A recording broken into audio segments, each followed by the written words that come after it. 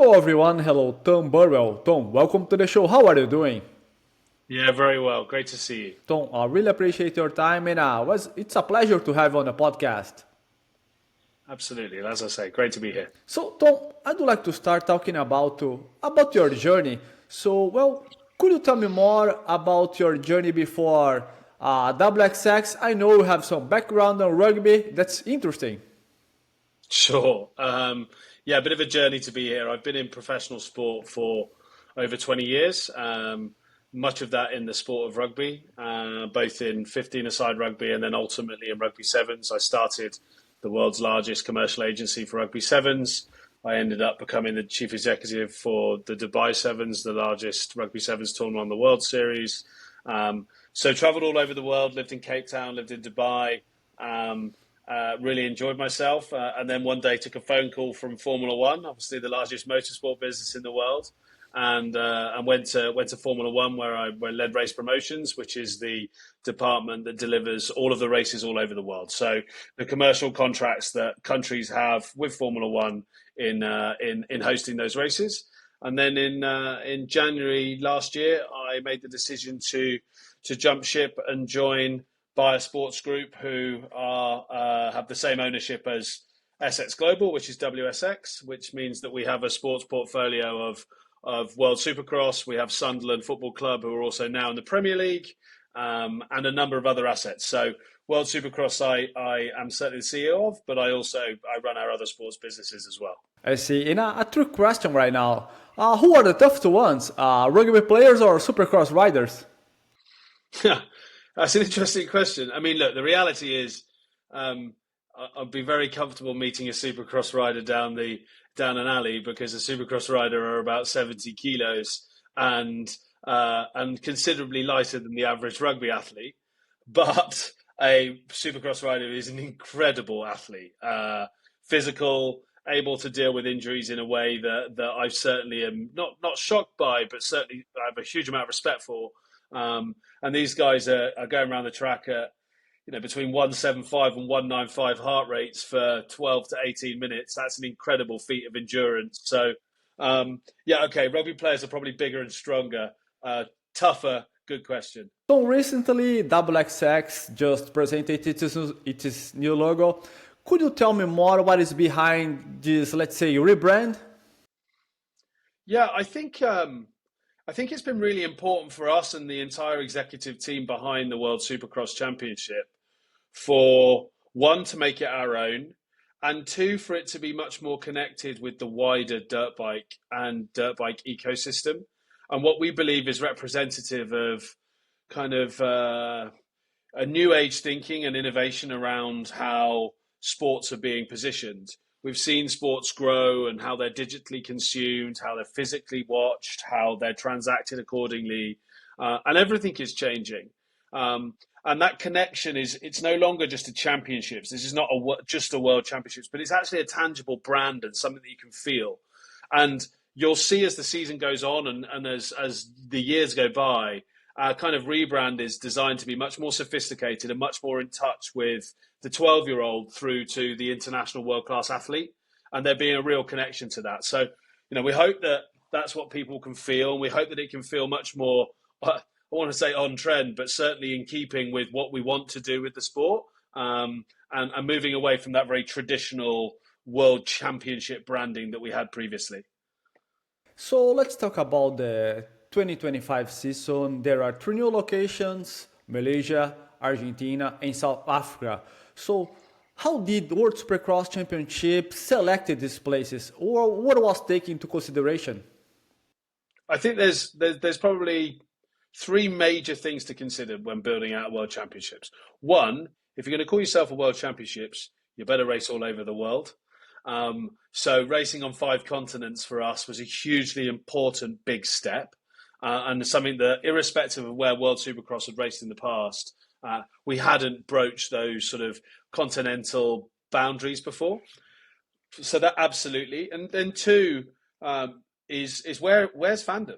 Where do people want us to race? And that's not just fandom of Supercross, but that's fandom of dirt bikes. That's fandom of you can deep down into that, into motorsports, into two-wheel motorsport, four-wheel motorsport. Where are we going to get a real touch point? Yeah, and that's a good example. MXGP have raced brilliantly in Argentina for the last few years with the same promoter. We're able to kind of ride off the back of that and bring a fresh approach to that. Malaysia has had a long history with two wheels and four wheels. Obviously, hosted Formula One in the past, so it feels like a very natural place for us to be in there.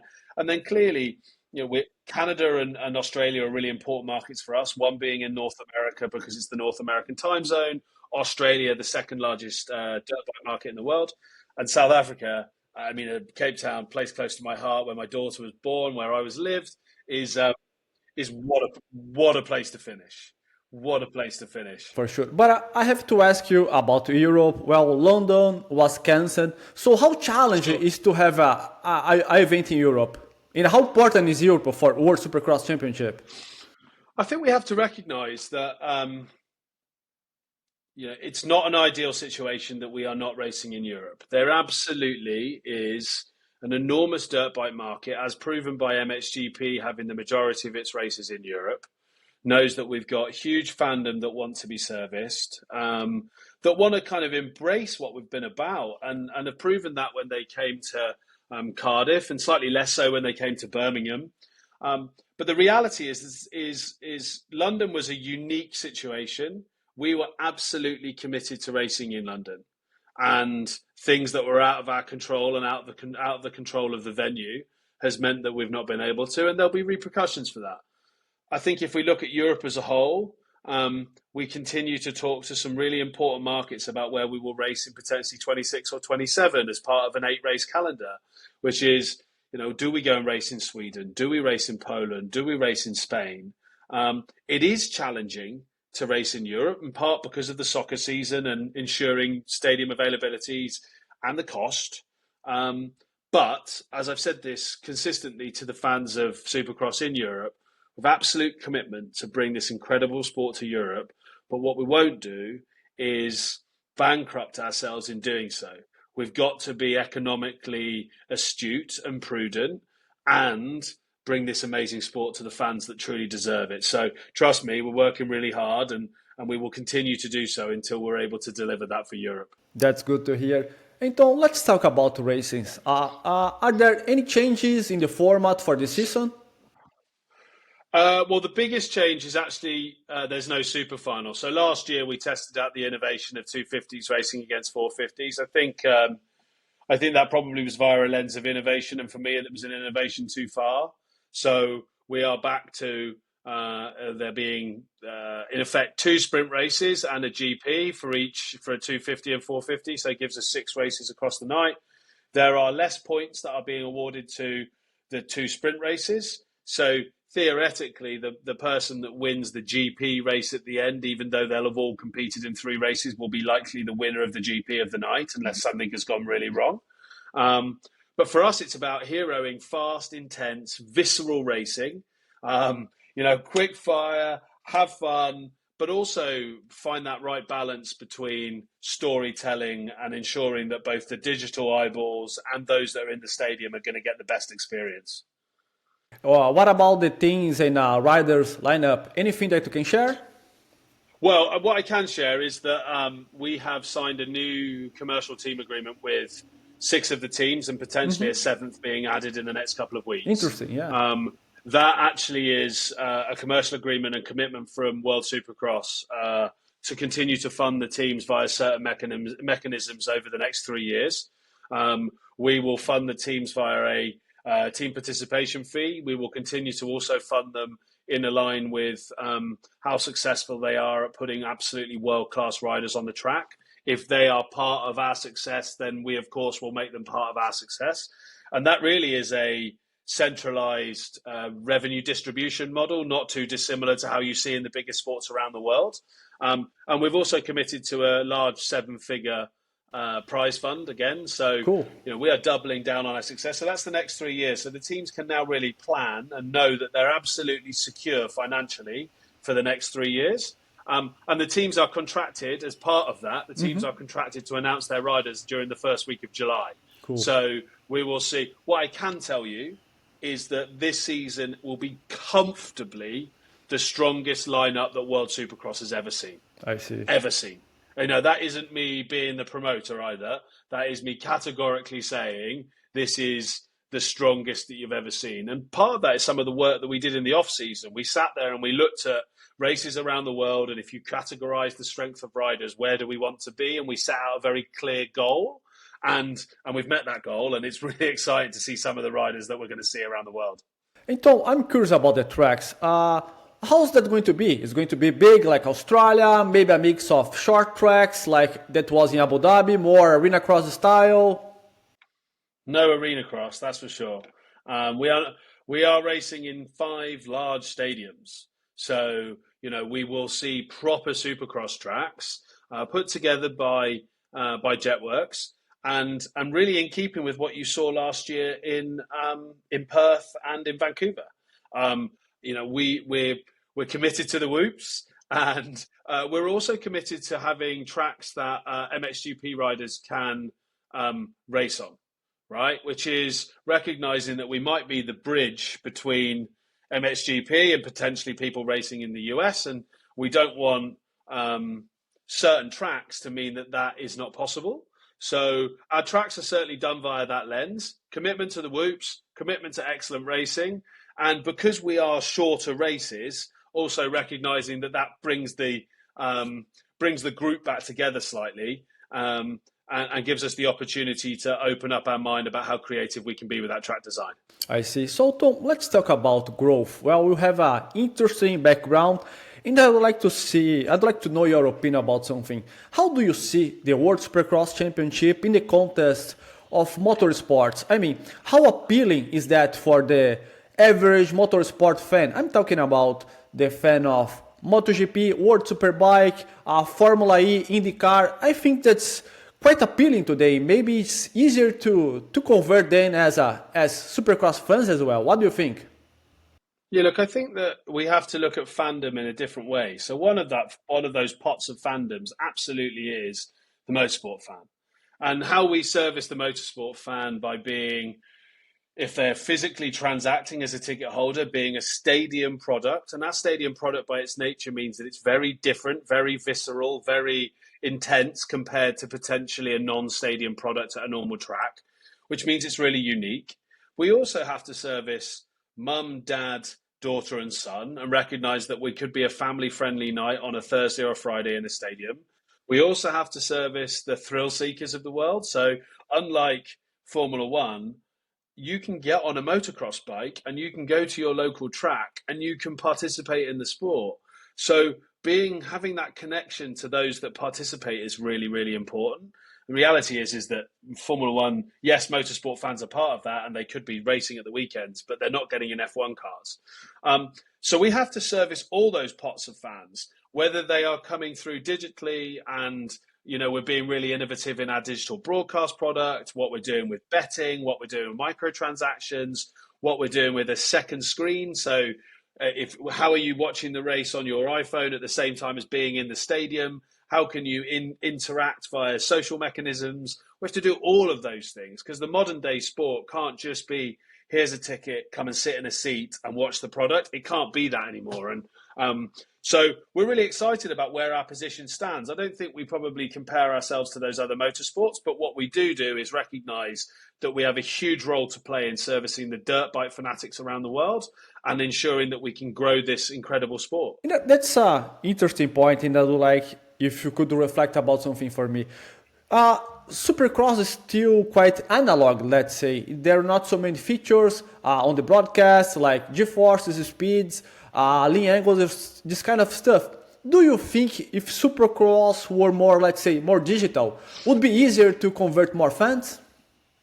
Yes, absolutely. I think we all have a commitment to recognize that fandom is getting younger, and how my daughter might get serviced as a motocross fan over how my father would have got service are two very, very different things. And if we try and service one with one and one with the other, it won't work. So, how we look at digital consumption and understanding that Ken Roxon is jumping this high with these G-forces whilst his heart rate is going 185. And also that's commercial inventory, Gasper. So, I'm able to then turn around and go, great. So his heart rate is sponsored by whoever. His G-forces are sponsored by whoever. No longer is this just about the whole shot. This is about all manners of commercial inventory. And those commercial inventory become important to those who are consuming it, the fans, but they can become really important to me as somebody that is the IP holder. For sure, that's, as you say, there are so many new opportunities in terms of technology bringing new business to the Supercross side. Since you are talking about that, Tom, let's talk about business. These days, what were the most important revenue streams? I'm talking about TV rights, organization fees, advertising. Look, World Supercross, when we inherited it and when we acquired the business, was in a really challenging position. We speak very honestly about that. It had flattered to deceive in its first couple of years and had found it difficult to find its role. And in part of that was that it wasn't driving the revenues that are required. We have a very clear vision that we have to build an IP-based business. We are not an events-based business. And that IP is then linked to all manners of things that are global revenue. So whether that is global partnerships, global media rights, whether that's direct-to-consumer media rights, whether that's linear media rights, whether that is the monetization of data. And then, of course, there are the pieces that remain the traditional, which is, yes, we are selling tickets. Yes, we're doing local sponsorship. Yes, we have merchandise. But what can we do in e-commerce? And how can we make sure that our merchandise business is considerably more 12 months round and not just at the individual events?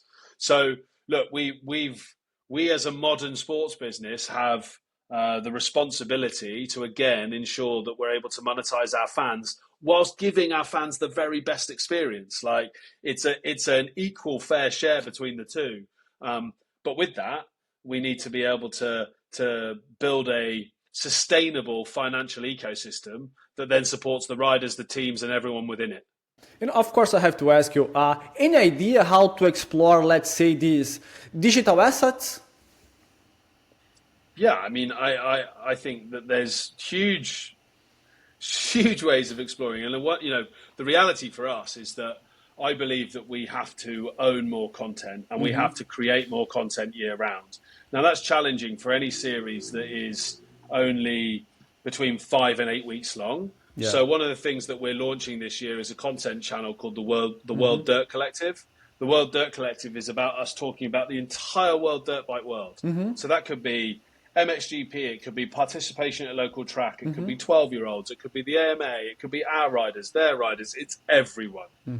Because we believe if the ecosystem grows, then everyone within the ecosystem grows. For sure. And another really interesting space that I like to play in, and some of the work that we've been doing, is about media distribution rights.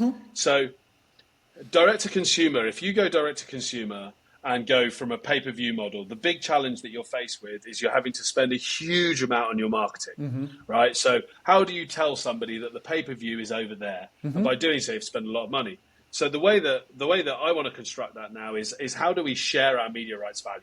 And how do we share that with the most important people? So that can be our riders, that can be our teams, and that could potentially be our partners and our fans. Imagine a situation where one of our riders, who we don't pay to be a marketeer, but they tell everybody about pay-per-view. And if you then go through the channel via him or her, then that person that gets paid 20% of the media rights. So we create an entire ecosystem where everybody is moving forward. That's a new approach totally for the sport. Yeah, completely. And it is amazing as what's happened in this sport in the past. MXGP is great. The AMA Monster Supercross is awesome, as is the outdoor in the US. But I am a believer that the entire ecosystem can do well. We've seen in Formula One that once the world was opened up for the drivers and for the teams to be successful, the sport itself became more successful. And that is our outlook from the very outset, is this is an ecosystem for everybody. It is not meant to be combative with anybody else. It is meant to be complementary to all the series around the world. And it's a way for everybody to make a living. I see. And related to that, that's something that's important that you mentioned. The plan is to keep the schedule always after, let's say, the American schedule. Who knows? You tell me. Look, the reality is there's not enough weeks in the year after the American schedule for us to forever be in that window. But we have to earn the right to come out of that corner. So, at this moment in time, when we're 6, 7 races, then we can stay in the post super motocross window, the SMX window. But as we move forwards and move into future years, of course, if we're strong enough and the series is strong enough and it's in the great positions around the world, then it will help me with European races. Then we will never go into the AMA Supercross window of January to May. That is, we're never going to compete there. But if we have to go into August and then stop for the SMX season to take place and then have the rest of our season, so slightly extend it, but be really respectful of SMX and be really respectful of the AMA Supercross, then potentially that's something we have to look at down the line, but not until we're strong enough. And again, not as a combative position, but just as one that recognizes where we are. Então, let's talk about the future. The motorcycle industry is changing. There are new players like Stark. No more electric bikes are coming. So, well, how open is the World Supercross Championship for electric motorcycles? Of course, I know this decision also involves FIM, but I'd like to know your perspective about that. Yeah, 2 bits then. One, recognise that the FIM regulates our sport, and so that ultimately we would have to work with the FIM to deem that fair and equal racing was possible. So, I often say this, the sport is not enough, but the sport has to be at the heart of every decision we make. And what I mean by that is that we have to make decisions based on how we have world-class racing. Now, if we're able to come up with a set of regulations that allows for world-class racing, and then I then put my marketing hat on, how great would it be if we've got equal racing and we can be one of the only motorsports in the world where you see electric versus combustion? That's a really exciting space to be in. But it's got to come back to, first of all, can we get fair and equal racing? If we can get fair and equal racing and it's regulated appropriately, so neither party is unfairly advantaged, then tick. And then the next one, have we got interested parties for electric manufacturers to come and be involved in the series? Tick. Does it not offend our combustion manufacturers? Okay, tick. Now I'll go with my marketing hat. So I think there's quite a lot of steps to go through. But you asked me, what's my view? I'm very happy to try and go on those steps. I really am. But it has to put at the heart of it fair and equal racing. Então, before I let you go, well, I'd like to know your view for World Supercross Championship for, let's say, the next 5 years. I'm talking about new locations, new markets, more rounds. 10 races, I think, is our long-term future. I think it will take us some time to get there. We have a very clear goal of growing each year. We will see certainly more Latin and South American races. We will see Maybe Europe Brazil. come back on. Hey, we'd love to be in Brazil. We'd absolutely love to be in Brazil. I don't know when this is going out but as of today, Rick Ware Racing has just announced Enzo Lopes as racing for him again. And obviously Enzo is hugely well supported. We'd love to be racing in Sao Paulo in 2026. It would be a hugely exciting time for us if we could do that. If we could do that back to back with Argentina, how incredible would that be? So look, absolute commitment to the growth of the series, absolute commitment to see the best racers in the world, and for us, delivering a world-class sporting ecosystem for all of the players within the game. Tom, I really appreciate your time. I really appreciate your insights. It was a pleasure to talk to you. And I can't wait to the season starts. Very soon. Thank you so much.